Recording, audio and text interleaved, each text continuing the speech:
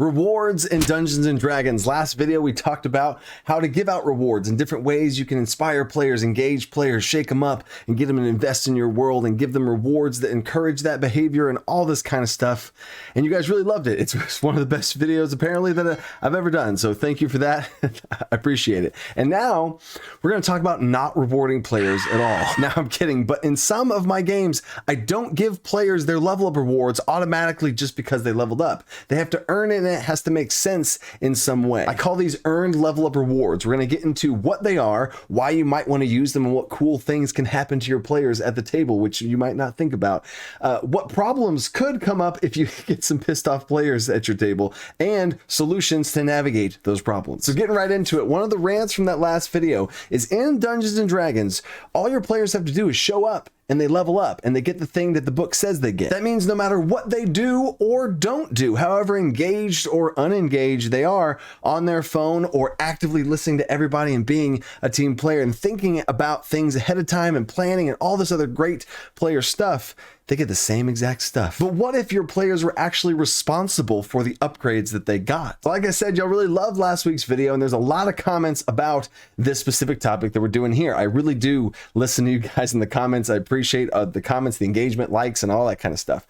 But Scott Nuffer got this reward ball going, and here's what they said. Please tell me that these earned level ups versus automatic level ups are discussed in more detail in Alcantar's Almanac of All Things. That's my book that I'm writing, the Kickstarter book. If not, a full in-depth video. Well, here you go, Scott. I got your full in-depth video right here. But the answer is yes, I am very passionate about player rewards, even though I know I'm making a video about not giving players rewards. But I'll get to that. Is in Alcantar's Almanac, there's multiple things about leveling up, milestone versus regular experience gain, bonus level up systems, actually leveling up, tying it into the story, and lots of things having to do with running level ups. There's an entire chapter dedicated to social encounters and role play. Time out. Quick update on Alcantar's Almanac. There was only 3 months left to pre-order the hardcovers because in June, the PDF releases and I have to lock in all the orders for the hardcover books, and then I'm not printing any more hardcover books. It's just not possible for me to do at this point. So you can pre-order that hardcover copy down in the description below, or if you want to get the PDF, that will be available on my website as soon as it releases. Oh, that is less than 3 months away. I'm so excited to get this thing in your hands or on your screens or whatever. Okay, back to it. So why would I ever hold back rewards away from my players like an evil, greedy DM? I think this comes from a sense of entitlement that players have just because they chose this class or subclass and they've shown up and they've been at the table, that they just get these rewards for just being there, no matter how hollow of a player that they've been. And that might sound like a mean thing for me to say, and I don't mean it like that. Sometimes there's new players that just are afraid and nervous and they don't really know how to interact. That's fine. Sometimes they're shy at the table and they might not be as familiar with the other people in real life around the table. All of those are fine reasons, and I want to have the carrot on the stick be playing your character, because you're not just gonna sit there and then automatically get everything like you normally would have. I want to like talk to the players and see what they need to be able to get pulled out of their shell, to be able to talk and open up about these rewards that they're going to go and get excited to go get. I think it's much more empowering and enticing and motivating to be able to like want to play your character to get the stuff you get. Ooh, what do I get at second level? Look and see what you get, and then start moving towards that. And let me say right now, before I get into anything else here, big disclaimer is I would never force this on any players. I challenge my players with this at session 0 to shake things up and be like, I'm not automatically going to give you stuff. If anybody has a problem with this, let me know, but I want things to make sense, which I'll get into a point here in just a second. But if players buck the system and they really feel that this is terrible and I'm keeping things away from them that they deserve and all this kind of stuff, then I would say to that player, well, yeah, if you play your character and you probably will be fine. You would have to be a bump on a log and not do anything for it to ever be a problem, which even then that sets a challenge and a precedent to go play your character and you'll be fine. Very rarely when I use this system do I have to hold things back from a player, and never have I ever had a time when a player said, no, I want this ability, and I said no. That's not the spirit of this rule. It is challenging players and players stepping up to that challenge. So why would you want to use this type of earned level up reward system? One is immersion. Everything that they get makes sense. If the warlock wants to eventually cast dominate person, they probably would have gotten charm person in some way and casted charm person and tried to push the limits of charm person. And real quick to explain, I guess, some examples of what I'm talking about here is in general, whenever, especially spellcasters, whenever they level up, they just spontaneously learn some sort of spell out of nowhere. So for this charm person example, maybe the warlock is casting Charm Person and they want to kind of make it even more and try and dial it up. So maybe not in a non-combat situation or in a combat situation. You can have them maybe make some checks for this thing to do more than it normally could. The same thing could also be said for command, and maybe this warlock that wants to take Dominate Person is taking command and they start to use this. So that would make total sense for that warlock to have things escalate or evolve into that bigger version of a similar spell. The example I gave in that last video about Fireball was a Fire Bolt turning into Scorching Ray, turning into a Fireball, and that makes sense. Now, I'm not saying it has to be some sort of skill tree where they have to take these certain prerequisites. I would be totally fine with a Firebolt jumping straight to Fireball if they role played it in some way. They could try to, maybe in combat, say that they want to try and have the Firebolt explode on impact. Oh my gosh, that's so cool. And I know where they're going with it because I've talked to the player. And now for all those people that thought, well, this Dungeon Master is keeping rewards away from players, he's gatekeeping their abilities. I'm giving them actually more stuff than you might think, or that you might give your players. I would say you might be gatekeeping your players from doing cool stuff, because that Firebolt that they want to explode on impact, kind of like a fireball, then I'm going to make them make a roll for it. They'll make a spell check, see if they can explode. And if it explodes, it deals 1d6 damage around everything else. Cool. They're now setting the tone for that fireball. Now, is that some sort of permanent thing that they just get to do now always? I would try and talk with that player and see if that's some sort of feature that they're trying to expand on, like the bonus level up perks. I did a whole video about that, and that's also talked about in the last thing. And this is very similar to that. And maybe now you're starting to see just the way that I Dungeon Master in this way is that if you normally would get this and you want to level up to get that thing, you might do some cool stuff along the way to get what you normally would get, and you might uncover some things that you never knew that you wanted to do. And this Firebolt now, maybe now as a bonus level up perk that I give them at, 4th level or something, their Firebolt now has a little bit of a splash damage it does at the end. What a cool customizable thing that this player was given as a awesome cool thing, because I am nicer than some people thought in the comments, and I'm giving them something cool that also makes sense for what they're building their character towards. Emerging the players in the world and making them think about their characters. Which brings me to point number 2, is planning ahead. I tell my players this: look at what you're going to get at next level and think about that. Have that be on your mind. Is that a terrible thing for me to expect from the players? No. It always makes me laugh whenever I think about what Dungeon Masters have to prepare for before the next session, or think about during the session, compared to players. And I'm not expecting players to shoulder a huge heavy burden, because this isn't that difficult of a thing. Just look and see what you're going to get at next level and think of things that you could role play to lead towards that. And a lot of times it might just be normal. I have a Battle Master fighter in my game right now. A lot of times it just totally makes sense for him to unlock some or get extra attack. Extra attack's a pretty basic example. You don't have to do much. You just are fighting in swords. Extra attack, you just get it. I'm not going to have them like role play to try and attack more. Don't get too crazy. But that Battle Master fighter does practice sword play in certain times and role play moments and downtime and resting times. They say that they're going to go out and train and they want to swipe low and make some little things and want to try and they even would role play with another player. Hey, can you come out and spar with me? Grabs the Barbarian. They go out. He's like, I want to keep trying to hit him at the ankles, and they have some little cool thing where they both make rolls and they have some little moment for it. And oh my gosh, this is my player foreshadowing him learning trip attack. How dare you, dungeon coach, make your players earn rewards that cause them to think about things that have to role play with their other people at the table to bring in and create moments that probably would have just been, they rest, we sleep, and we move. One of the comments I've gotten about this as a problem is players can't just wing it and they have to plan things ahead, which in general, I don't know if that's a problem. It sounds like holding players accountable, or if they don't know yet, Barbarians at level 2, they're about to be level 3 and they haven't really figured out where they want to go yet. The Storm Herald Barbarian is now imbued with lightning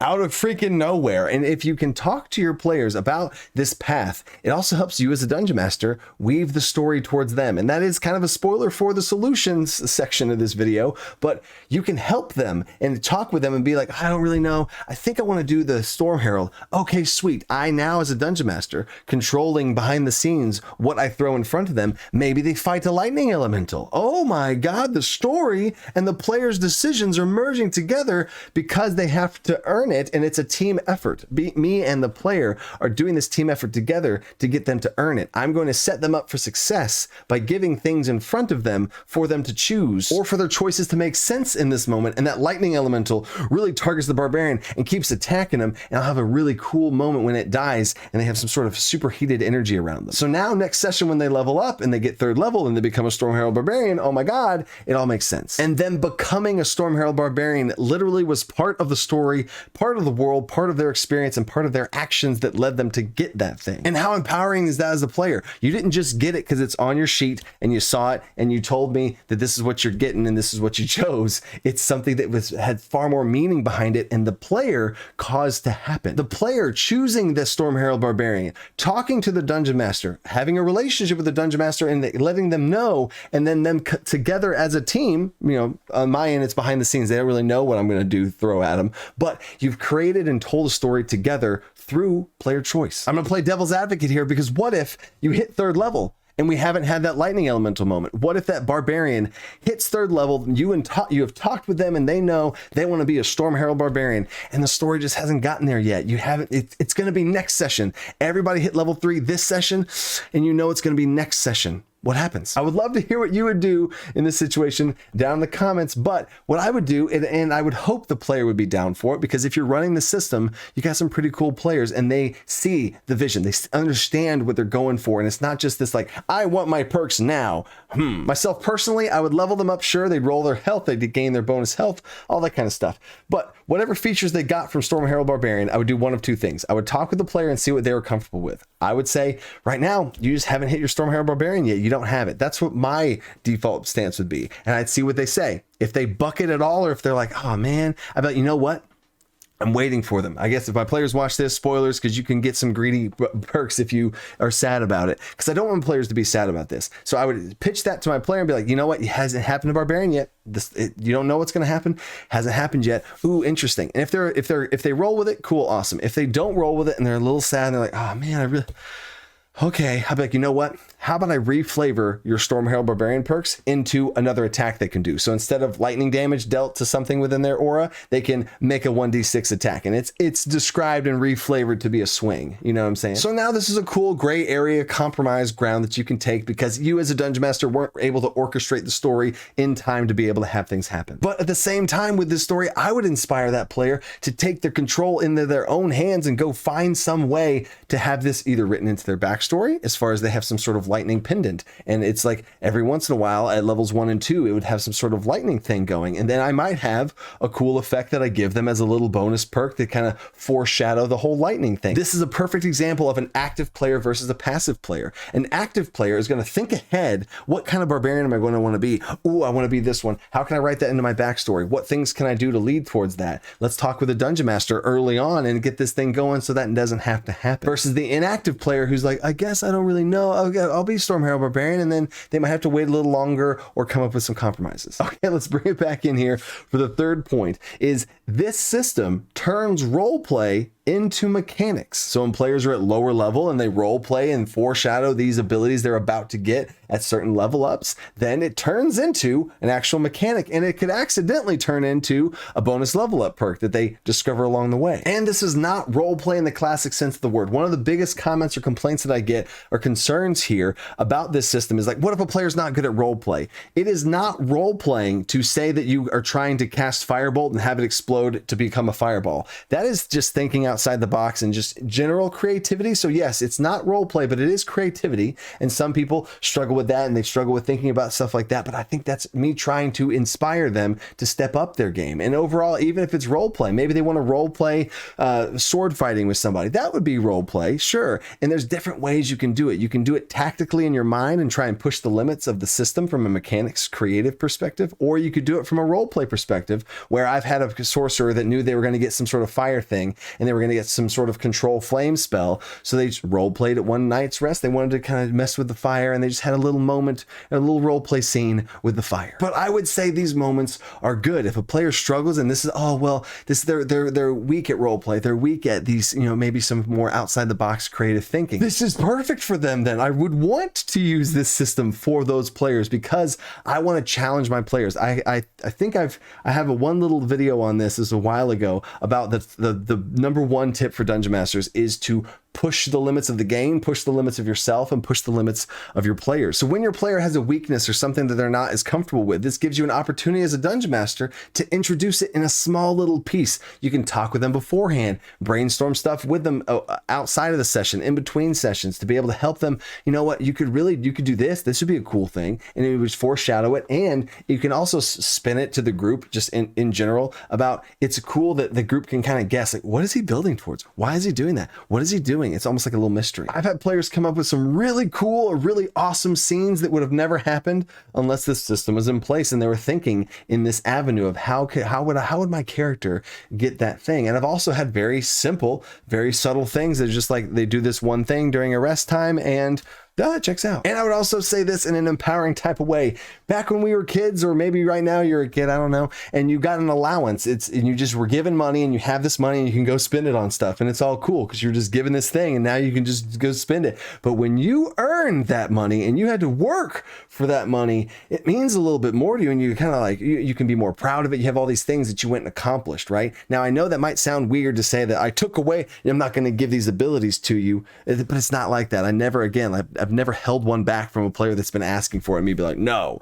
I've challenged them and be like, do you really think that makes sense for your character? And they would, no, I guess not really yet. Okay, what about if I do this or that? And I've had players get part of their level ups. Maybe they got a certain amount of things, or there was a spell and they wanted to pick, they were going to get a couple spells, and this one really didn't make sense, or a certain feature didn't make sense. And they're like, you know what? I have something next session, and then literally live during the session, they will unlock that thing during the session whenever they do that thing that they said they're going to do. And now every single thing, every single feature that the character has, it's there for a reason. They did it. They did that thing, or that one scene that happened, or that one fight, or that one lightning elemental they took. That's why they are the way they are. The comment that best illustrates this issue and transitions us into problems that this system can have pop up, and you can be very divisive and all this kind of stuff, just like some of the comments were, just like some of these things that I want to talk about in this video, is from Omikun17. I love your videos and would love to play in one of your games, but if I level up and I don't get what my class is supposed to get at that level, I will quit your game so fast that it'll make your head spin. Then they go in to say, I don't see that happening because you talk to your players. Oh my gosh, yes, you get it a lot. And you would know that already, and I would already know what my character wants to happen. This comment perfectly illustrates that. And I would have this player, I would love to have this player at my table and know that. And I'd be totally fine with that. If you level up, you're gonna get your stuff. But hey, let's figure out a way to get that happen. How can we make this work? What are you about to get? Okay, cool. Do you need, like, in my head, I'm thinking, do you need help? And do I have to throw something at them? Is there some sort of effect that they have to be surrounded by? What do I need to do on my end? And we can do this together. And to address all the comments that were talking about players feeling cheated, or like I'm holding things back away from them, like I'm like a gatekeeper, like I've said, my favorite story and my favorite player moment from this was an Ancestral Barbarian. This was her first time playing. She'd never played D&D before and didn't really know, was a very passive player. You see where I'm going with this? She didn't really know how the game worked, and that was fine. That's what most of the players there were new. And I'm just showing, here's the whole concept and her backstory. Her Ancestral Barbarian was her older sister who died protecting her, and that was her ancestral spirit that was following her around. So levels 1 and 2, her sister was following around, and she was like showing her things. There were times where people were in front of her. I just got chills. People were in front of her that needed help, and her ghost of a sister was pointing at them, like she was pleading to go help them, and she wouldn't. She sat back, she hid. At second level, there was a time where a group of demons swarmed a small family, and she hid in the bushes and watched the family die. In her backstory, she was supposed to be the protector of this entire tribe. She was chosen and imbued with powers of these spirits, and she wasn't using them. She was not being a protector. So at third level, she didn't get those burns. She did not get anything having to do with any sort of ancestral spirit because her sister was disappointed in her. She had not earned the powers of an ancestral guardian because she was not guarding anything. And I talked with the player multiple times. At first, I was very vague, and I got more specific. And she was the only person at the table that didn't get her level ups. And she was wondering, and after I talked with her, I was like, you know, all those times, if you think back, and I described this to her like in character. I said, you think back to all these times when your sister has been pointing at you to go and to help and to save these people, every time you haven't. And I reminded her that every time her sister looked at her, looked down, and then faded away. So I said, you have the feeling inside you that you need to be bold, brave, and protect. It's what your sister did for you when she gave her life to save you. So man, I can't tell you, the next session, there's this big battlefield. It's this big problem that's happening. Enemies are coming in from all sides. There was a little skill challenge that happened before leading into a combat. And I knew as the dungeon master, I was going to put something in front of her where NPCs were going to be in danger. So what happened? Guarantee you, a family comes out of the thing. There's a husband and a wife running away, and one of these evil demon toad frog things leapt down and was going to attack him next round. This was her moment. I could see her make the connection at the table. I'll never forget it. And she had this like, this is me. This is my time. When her turn came up at the table, she asked, do I see my sister? And I described her sister apparating, and she charged into battle, recklessly so, in the middle of the battle, surrounded by all these creatures, to save this family and stand to protect them. It was this small, helpless family, 4 enemies, and just her alone by herself. The rest of the players at the table were kind of freaking out, like, no, what are you doing? Running in there all by herself. Then it was the enemy's turn, and now I have 4 enemies to attack her. But then I described a moment that is one of the coolest moments that I've had at the table. Only she had seen her sister, but now I described to the rest of the group, that sister that you've heard me describe to her, now you all see. You see her apparate in a burst of white flowing energy as she stands side by side next to her sister. So in an epic moment, I describe her and her sister fighting off this swarm of these evil toad creatures as her sister is swinging her ghostly sword, fighting them off. I gave disadvantage to the attacks on all of the toad creatures against her. Now, is that rules as written? That's actually more powerful than what her feature would have normally given her. And the dice poetically missed on all 4 of those attacks, thanks to the advantage of her sister appearing at this time from the heroic act that she did. She unlocked her sister to be able to stand next to her. So every time that happens, it's because of the choices and actions that she did and her choices that she made. Ooh, okay, I had chills throughout almost that whole thing of just reliving that moment because it was so cool.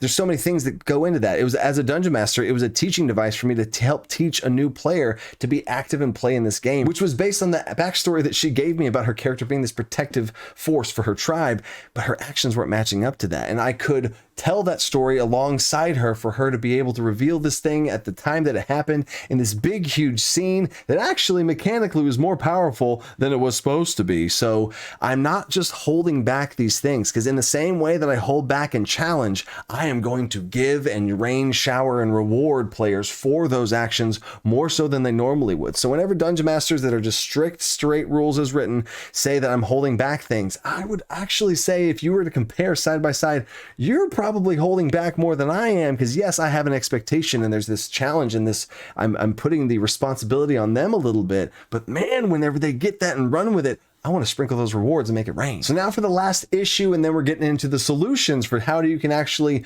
run this and implement this and keep away from some of these problems. The issue is what we talked about a second ago about players having to think so far ahead and not be able to just organically play, and that being impossible. It's actually not. With this system in place and with players having to think ahead, maybe they don't know what they want. I have seen so many really cool multi-class choices, so many cool subclass choices that they did not ever plan on. I've seen a player with this system of earned level up rewards.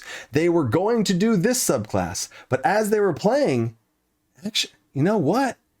I want to do this. And because they were thinking outside the box, because they were having to act and do things, the things they were acting and doing were more like this subclass than the other. And if they were to be in a system where they're just on the rails and they're going to get these rewards and here I come, and they just get the rewards, that would have never happened. So for the solutions now to avoid any of these problems is, number one, for sure, is give them time and give them windows and opportunities to do it. Not just giving them time. Talk to them about when they're actually going to do some of these things and help them brainstorm if they need to. You know what's going to happen in the next session, or just a general approximation. And if they have some idea they want to do, weave in a rest, weave in a section of travel. If they need some travel time to be able to do this thing, instead of the ruins that they're going to being 1 day's travel away, maybe it's 2 days travels away. And now they do a day of travel, they have a night of rest, and now they can do that thing that they wanted to do, and they can do it at that point. And then they've done it, they've now checked that box, and they've set the seed or planted the seed for that role play,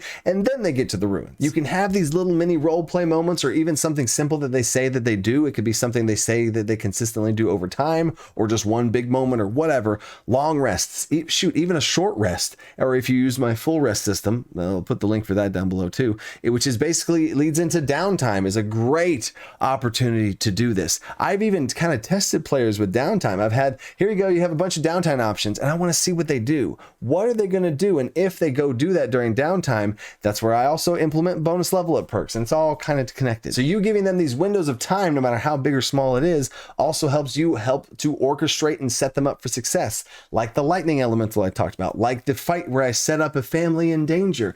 You as the dungeon master can help puppeteer and implement these things and put these things in front of them to set them up for success to do these things. And I have to circle back and say this, you have to talk to your players about this. I would really talk about this at session 0. I don't know if this is something that I might implement mid-campaign. Talk to your players about it. It is something good to challenge them with and be like, you guys, you know, whenever Larry just randomly learned some spell out of freaking nowhere, he just learned slow out of nowhere. How do you know how to manipulate time, or how to molasses, or however you flavor it? And that's another great thing. Oh my God, this just came to me right now. Maybe how your character explains them being able to do it. Maybe slow, they want to know slow spell. Maybe it's molasses and they're using telekinesis to shoot molasses around, and it's this sticky stuff that slows everything down. Oh my gosh, what a much more cool spell than I cast slow. They get slowed by some sort of time magic or something that doesn't make sense for that character. So now a byproduct of this whole thing, I should have said this earlier, is your character's features and abilities will just make more sense in a way that's more flavored to their actual character. But either way, I got excited there. Talk to your players. Do not implement this if they feel like, no, I better get my abilities, you know what I'm saying? But challenge them and set it up like a challenge. Be like, I mean, I think this would be a cool thing to see if you guys can come up with a cool creative way to have these things happen. And there's definitely been times where it feels like they don't have to do anything. There was one time, one of my players just now, my second channel, Dungeon Coach Plays, I do breakdowns on all of this stuff, and I talk about this and them unlocking things and doing all that type of stuff. So check that out. That's always in the description. But I had a player that was like, I want to be able to pick the Warlock Invocation where you can write people's names in a book and then send across messages and stuff. And I was like, you know, this makes a lot of sense for Darius to have been working on, because right now in their campaign, communication is limited. They have one thing to be able to communicate to stuff. That's really frustrating. It makes total sense that Darius could be working on something, and he says all the time how he does journals and stuff at night, and it makes total sense for you to have been working on this. That specific one was not something that needed to be showed in front of the rest of the group, and when time came, he's described and role played a little moment at once he hit that level and got that invocation. He's like, guys, you know how I journal all the time? Well, I've been working on something and I figured something out. He even went above and beyond what I would have wanted him to do and role played a scene with his Warlock patron about wanting to do this, and worked out a deal with his Warlock patron to get it to happen. So I was already good. I felt like, yeah, it makes sense for you to get this. I was fine. And then he went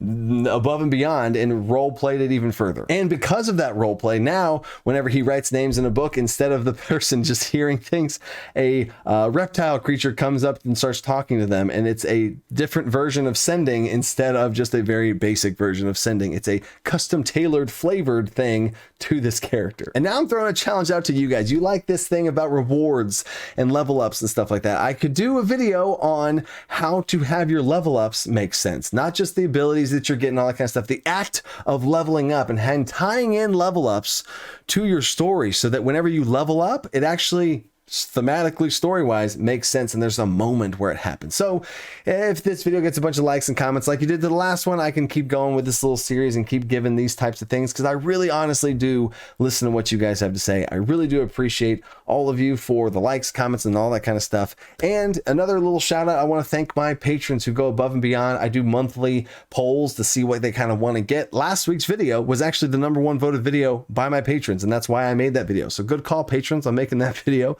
I really do appreciate it. I couldn't do what I do here without my patrons. And if you want to have more voice and say, instead of just a bunch of comments and stuff in these videos, to choose the direction of the different videos to do, that's a great choice and option for there. And I really do appreciate the support. So keep staying creative and thinking outside that box.